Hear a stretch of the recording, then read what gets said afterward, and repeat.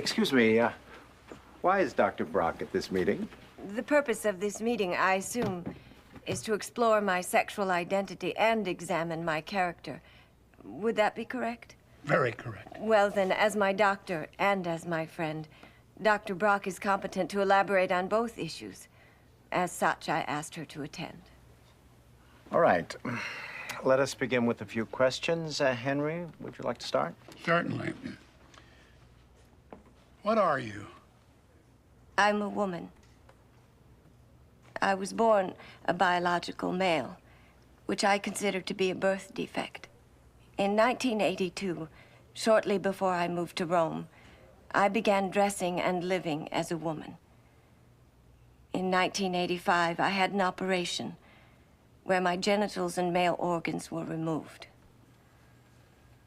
Forgive me, Louise, but when you started teaching at Fisher, you were a man dressed as a woman? That's correct. Part of the therapy, in fact, requirement for any candidate for a sex change operation is that the candidate live as the other gender for at least 1 year. I did not perpetrate fraud on the school. I was merely complying with the suggestions prescribed by my counselor. Dr. Brock, you knew of Louise's condition? Yes, I became aware of it in 1987, 2 years after the sex change operation. And you didn't see fit to tell the school? She is molding the minds of our youth. Her character is and has always been beyond reproach. Louise Talbot has taught all of my children, and I find her to be an extraordinary educator and an exceptional role model. Michael, you know that's true. She's probably your best teacher. Some of my assumptions have proved to be erroneous. This is a school committee. The function of this meeting should be to evaluate Louise Talbot's teaching credentials. Those credentials are without blemish, and she should not be discriminated against because her sexual identity makes you uncomfortable. Now, let's all be grown-ups. Excuse me, I just have a couple questions for Dr. Brock. Transsexualism, that's defined by the medical profession as a disorder, right? Well, according to that textbook, This woman has a mental disorder.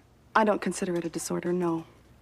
Well, the psychiatric profession in general categorizes transsexualism as a disorder, as abnormal behavior. Yes? Says here these people are subject to severe anxiety, depression. Well, I would say that anxiety is caused more by society's condemnation. These people typically suffer a lot of psychological problems, yes or no?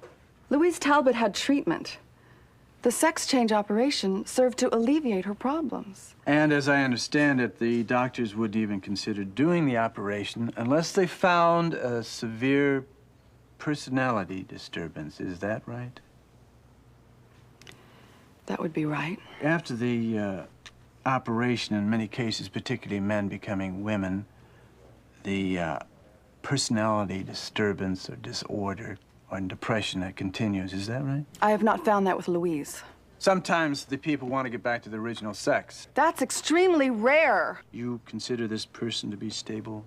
I do. A man who thinks of himself as a homosexual male, who then decides that his spirit is more that of a female, who cross-dresses for 2 years, then has himself castrated. This is stability? What are you doing? Louise, have you ever attempted to take your own life? I don't think my past problems are relevant. My kids are in your classroom, Louise. Have you attempted suicide?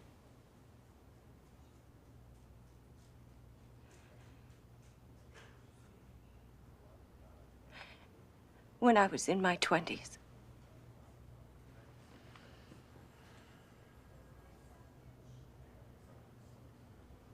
I have no more questions. Thank you.